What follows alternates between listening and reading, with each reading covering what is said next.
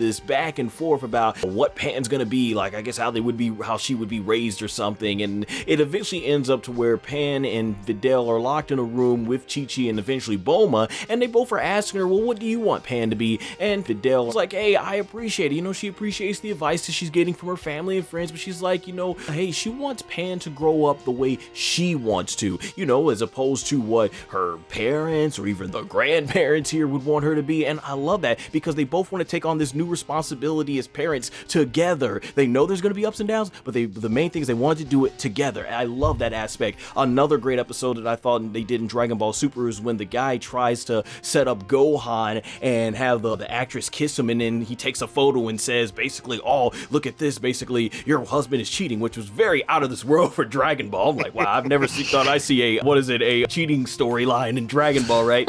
But you bring that in there, and when he sends it to Videl, I already imagine most of us like, oh, this is it for Gohan. And the first thing Videl does, she gets in that guy's face, takes the basically rips up the photo, and she tells him like, oh no, she knows her husband. She know that if there's a reason he's in the photo, it must be a good reason. Like, who are you to be coming here messing with people's marriages and all that stuff and everything? And you know, I feel like us as the audience were with Videl because we know Gohan, the type of person he is. He can be naive at some points like his father, but we know his heart is completely pure.